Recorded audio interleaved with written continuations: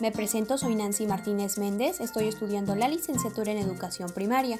El video corresponde al curso Estrategias Didácticas con Propósitos Educativos y el optativo Conocimiento de la Entidad. Pretendo informar sobre las estrategias, así como la relación que tienen con mi práctica docente, los aprendizajes que he obtenido y las competencias que he fortalecido. Para comenzar, ¿qué es una estrategia didáctica? Bueno, de acuerdo con Frida Díaz Barriga, las estrategias didácticas son un conjunto de procedimientos o secuencias de acciones, las cuales tienen la característica de ser voluntarias y conscientes. Pero ¿quién es el que toma conciencia? En este caso es el profesor, el que va a enseñar y quien determina cuándo es el momento adecuado para utilizar las técnicas desde un punto estratégico que permiten, palabras de Alex Duba, aprovechar al máximo tanto el contexto como las situaciones específicas de nuestros alumnos. Les presentaré algunos ejemplos de estrategias didácticas. Son las más comunes en el trabajo docente. El documento que se muestra en la pantalla se elaboró por academia, en mi caso por la Academia de Segundo Grado, y que es un cuadro comparativo donde vienen las estrategias didácticas que explicaré más adelante, y fue un referente fundamental para elaborar las diapositivas. Trabajo por proyectos. El trabajo por proyectos consiste en plantear una situación conflictiva, específicamente de una temática que sea del interés y derive de la propia realidad de los alumnos o de su contexto, seleccionando actividades de manera articulada y materiales que sean pertinentes. Entre sus características se encuentra que los alumnos participen con frecuencia en las actividades, que los alumnos discutan y argumenten sus opiniones. Es importante que reconozcan la problemática y elaboren distintas posibilidades de resolver el problema. Al escuchar las diferentes opiniones de sus compañeros, sepan aceptar las diferencias individuales. Resulta fundamental que se hagan preguntas sobre la problemática que se está investigando. Es relevante incluir en la elaboración del proyecto la evaluación y reflexión con los estudiantes y que implique audiencia. Los momentos más comunes al trabajar por proyectos son la selección del tema, a partir de consensos en el aula y teniendo presente la democracia al elegir entre las varias opciones que el grupo plantee. Está también el diseño, y una vez elegido el tema, se comienza a preparar los materiales, las fechas de entrega, los recursos visuales, los objetivos que se piensan cumplir, entre otros elementos, siguiendo con la ejecución, que es prácticamente la aplicación del proyecto que se ha estado construyendo con los alumnos desde un inicio con la búsqueda de información y la sistematización hasta el final del proyecto. Por último está la evaluación. Es la valoración de las acciones que se estuvieron implementando y, claro, si el resultado cumple con los objetivos y aprendizajes esperados. Continuamos con el papel del docente y del alumno. El papel del docente es relevante en esta forma de trabajo. Debe ser un guía en el desarrollo del proyecto. Debe estimular a los estudiantes a aprender, a descubrir y sentirse satisfecho por el saber acumulado, además de la coordinación en cada una de las actividades, escuchando los argumentos que los alumnos formulan y las posibles soluciones a la problemática. En el papel del alumno, debe ser responsable con el proyecto y actividades que se decidan aplicar. Es necesario que establezca relaciones de trabajo, argumente sus ideas, aprenda a escuchar a sus compañeros, aprenda a tomar sus propias decisiones y plantear soluciones a la problemática seleccionada. La siguiente estrategia es la de análisis y estudio de casos. Consiste en un proceso de búsqueda e indagación cualitativa, involucrando un estudio exhaustivo de uno o varios casos, generando así hipótesis o teorías acerca de un tema en concreto. Entre las características que distinguen a esta estrategia se puede identificar que son particularistas, que solamente abarcan una realidad o tema específico, son descriptivos, porque al finalizar un estudio de casos se obtendrá una descripción exhaustiva y cualitativa del caso. Son heurísticos, en el estudio de casos se descubren nuevos aspectos de un tema, y son inductivos, que se basan en la elaboración de hipótesis y hallar nuevas relaciones de lo que se investiga. Los momentos de la estrategia son: número 1. La selección del caso, un caso que sea apropiado y relevante. Número 2. La elaboración de preguntas que determinen qué se quiere averiguar.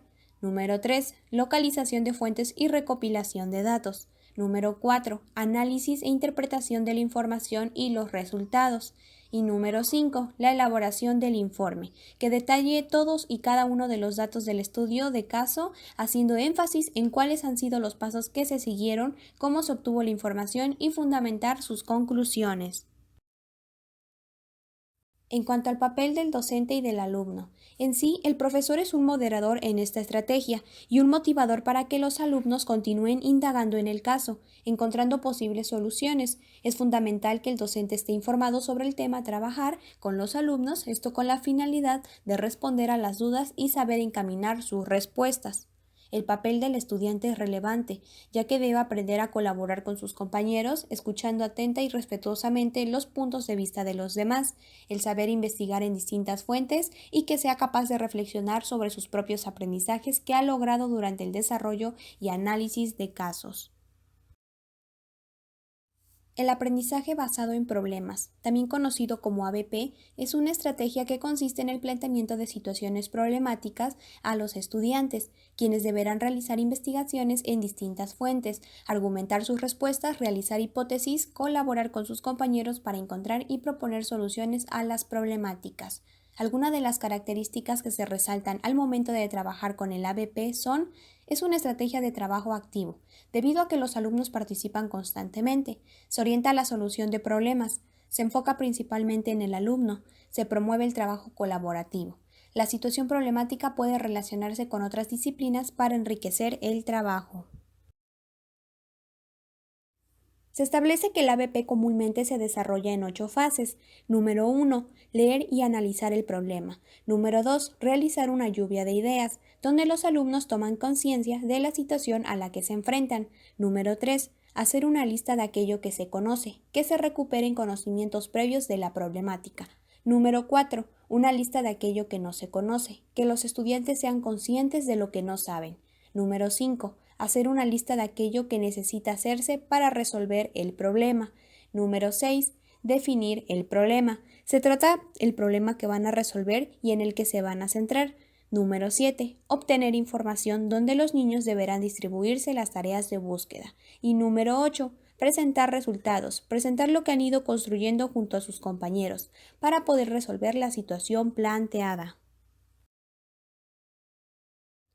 El papel del docente y del alumno. El papel del docente es de un tutor, un guía, un asesor. Los profesores organizan el contenido, diseñan su curso basado en problemas abiertos y buscan mejorar las iniciativas en los alumnos y motivarlos.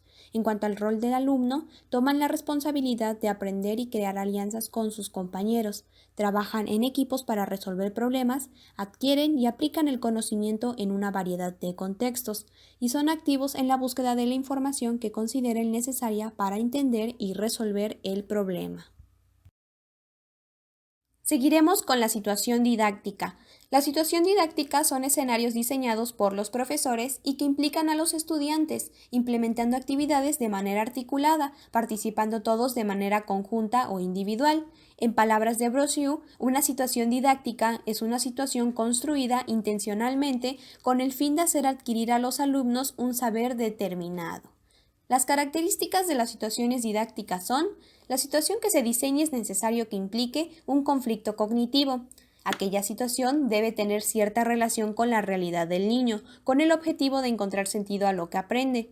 Es importante que se involucren otras asignaturas para enriquecer y mejorar el trabajo con los niños. Y la investigación debe dar apertura a que experimenten, argumenten sus puntos de vista de acuerdo con la situación problema, buscando posibles soluciones. Momentos.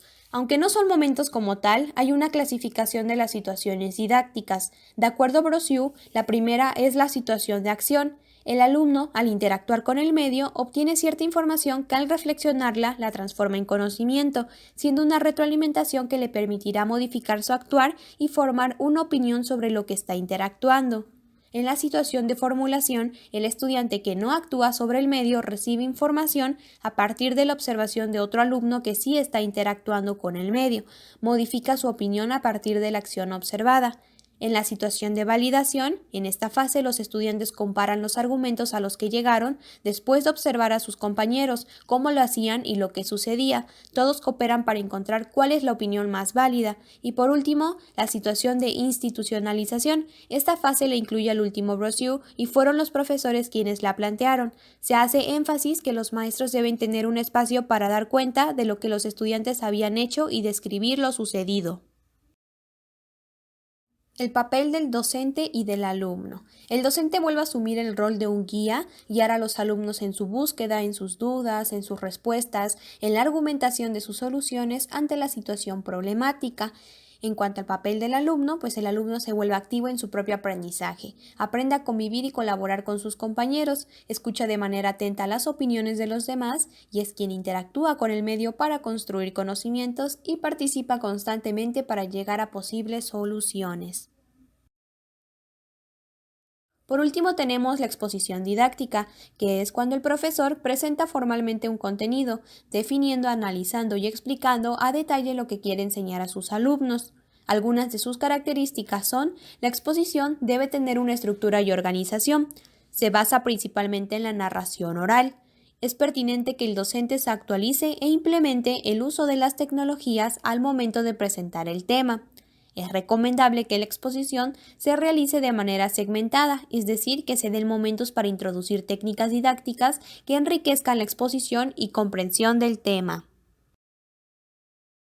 Los momentos de la exposición didáctica son: delimitar el tema, preparar un bosquejo con ideas principales, organizar las ideas principales, elaborar cuestionamientos, preparar un organizador previo, identificar ejemplos que sirvan como apoyos verbales a la exposición, determinar y preparar los apoyos visuales a utilizar y la exposición del tema. El papel del docente y alumno. El profesor debe establecer con claridad los objetivos de la exposición, planificar la secuencia de la exposición, manejar la habilidad de comunicación oral y promover en los alumnos una acción reflexiva planteando cuestiones y situaciones problemáticas. El alumno debe participar en la exposición, contemplar los aspectos planteados en las actividades del profesor y que el alumno aporte experiencias y vivencias personales que refuercen la temática expuesta.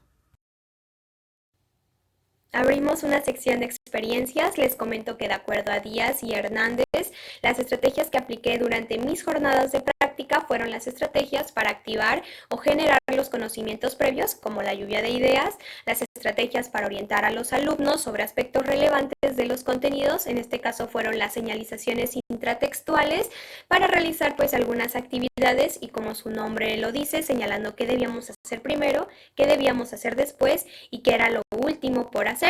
También las estrategias pues para mejorar la codificación de la información por aprender, involucrando las ilustraciones, preguntando qué observan, las diferencias y las similitudes, etc.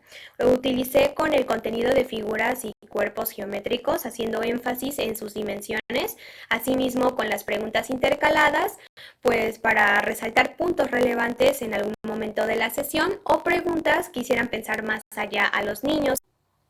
Como tuve dos jornadas con distintas modalidades a través de WhatsApp y las sesiones virtuales por Zoom, pues las estrategias que empleé en ambas situaciones funcionaron de distinta manera. Por ejemplo, con las ilustraciones en un primer momento parecía no tener un impacto pues muy significativo en los alumnos, pero al implementarlas en las sesiones sincrónicas observé un cambio, identifiqué que los niños observaban también y expresaban lo que yo quería que se puntualizara del contenido. Así que como docentes debemos estar en constante reflexión de nuestra práctica docente para identificar si nuestras estrategias son funcionales o no son funcionales y reconocer que si no lo son, debemos buscar alternativas para solucionar y mejorar el trabajo realizado en clase. Bye bye. Conociendo sobre mi práctica docente. El contexto en el que llevé a cabo mis jornadas de práctica fue en la escuela primaria Hermanos Flores Magón, trabajando con segundo grado. Es una escuela incompleta con modalidad multigrado y una organización tridocente. Se localiza en la región capital del estado de Veracruz, específicamente en la ciudad de Jalapa Enríquez. El contexto en el que está situada la institución es urbano marginal. Su nivel socioeconómico se encuentra catalogado en la media baja. La zona cuenta con los servicios básicos del sistema de alcantarillado, servicio de agua potable, el servicio de energía eléctrica, centros de salud y zonas para realizar actividades recreativas. Algunos datos interesantes de la región es que se destaca por su orientación del uso de suelo, donde más del 68.8% de su territorio se destina a actividades agropecuarias. En la región se localiza un área natural protegida, el Cofre de Perote, que se extiende por los municipios de Perote, Acajete, Ayahualulco y Jico, y los municipios con mayor porcentaje de población hablante de lengua indígena son Alto Tonga, Landero y Cos y Jalapa. Relacionado con lo anterior, la matrícula actualmente es de 48 estudiantes. Tiene una población volátil debido al empleo informal de los padres de familia. Derivado de la pandemia por el SARS-CoV-2, la población ha disminuido. Se puede identificar uno de los indicadores educativos que se encuentran en la clasificación de producto, que es el de deserción escolar. De acuerdo con Mendoza, los niños y jóvenes mexicanos se vieron obligados a continuar sus estudios desde casa. Sin embargo, se estima que más de 2.83 millones de estudiantes abandonaron la escuela entre abril y agosto de 2020, debido a la poca funcionalidad de las clases a distancia. Se manifiesta que los contextos más afectados son los rurales marginales, que apenas cuentan con infraestructura en las instituciones y sus alrededores, a comparación de los contextos urbanos. En la región capital del estado de Veracruz, según Cefiplan, es la segunda región con mayor matrícula escolar, con casi 434,000 alumnos, concentrando al 18.2% de la matrícula escolar en el estado. Hablando de la infraestructura de las escuelas, el Acuerdo 96 establece la organización y funcionamiento de las escuelas primarias. Me interesa resaltar el artículo 44 del capítulo 11, el cual nos señala que los recursos materiales con que cuente la escuela, así como el edificio escolar y sus anexos, reunirán las condiciones necesarias de seguridad, funcionalidad e higiene, de manera que los alumnos puedan realizar eficientemente sus actividades. Aunque este artículo lo establece, la realidad es que no todas las instituciones cuentan con los recursos necesarios, y a veces es el docente quien termina cubriendo esas carencias que deberían ser solucionadas por los gobiernos correspondientes, habiendo una gran brecha entre las escuelas urbanas y rurales, como lo he manifestado anteriormente. Ahora, para concluir, hablaré sobre las competencias que he desarrollado a lo largo del curso de estrategias didácticas con propósitos educativos y los aprendizajes que he construido y adquirido.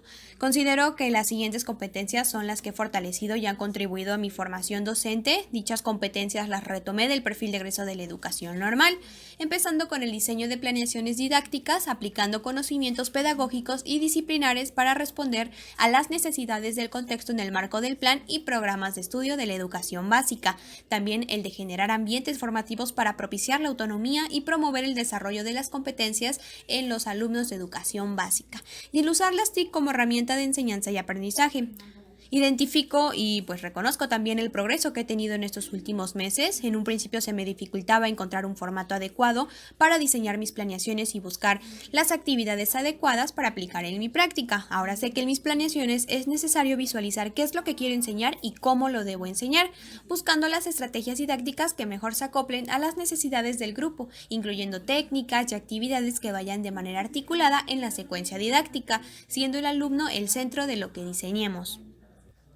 Además, con esta nueva modalidad he aprendido a utilizar distintas plataformas digitales que han enriquecido mi práctica, involucrando a los niños y a los padres de familia para que se familiaricen con las herramientas que se utilizan de manera sincrónica y asincrónica en la enseñanza de los contenidos, ya sea para subir tareas en Classroom, resolviendo formularios, accediendo a la página de CISEP, para obtener las boletas de calificaciones, entre otros aspectos, así como el de generar ambientes donde los niños sean responsables y autónomos, claro, teniendo un referente para trabajar las actividades, ya sea con el apoyo de recursos visuales o con las clases virtuales, esperando a que el niño empiece a desarrollar las competencias que dictamina la educación básica. Y como sabemos, las competencias no se desarrollan de un día para el otro, sino que es un proceso.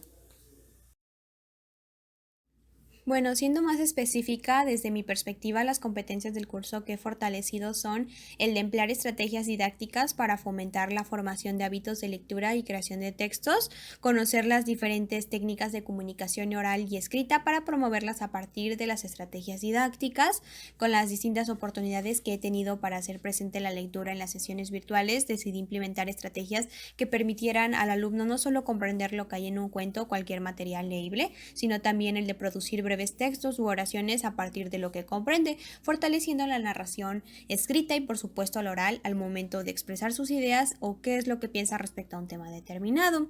Aprendí las diferentes técnicas de comunicación oral y escrita, lo cual contribuyó a encaminar las estrategias que implementé en las clases, diversificando mi bagaje cultural para mejorar constantemente en mi labor como docente. La presentación de la exposición fue importante para retomar aspectos relevantes en mis clases. Dicha presentación se muestra en la pantalla, que es un trabajo que se elaboró en equipo. Lo que conozco y aplico en mis prácticas lo estuvimos abordando durante el curso, creando cuentos con diferentes personajes y que dejen una enseñanza o transmitan un mensaje a través de la historia, como el cuento que elaboramos en equipo y que se elaboró de manera asincrónica, titulándolo Tito el dragoncito que transmite un mensaje de autoaceptación. Y pues bueno, utilizando herramientas digitales que dan paso a enriquecer los trabajos, exposiciones que resultan fundamentales para abordar las diferentes temáticas, como el manual operativo para el diseño de situaciones didácticas por competencias, aprender a recitar un poema que contribuya a la narración oral, escribiendo informes o textos que reflejen las experiencias obtenidas en cada una de las jornadas de observación y práctica, aprendiendo a trabajar de manera colaborativa con los equipos y escuchando las distintas opiniones de nuestros compañeros. Asimismo, el de aprender a trabajar de forma autónoma. Y eso ha sido todo. Me despido formalmente y conservaré aquellos aprendizajes que he obtenido y los cuales me serán de mucha ayuda para mi labor docente. Bye bye.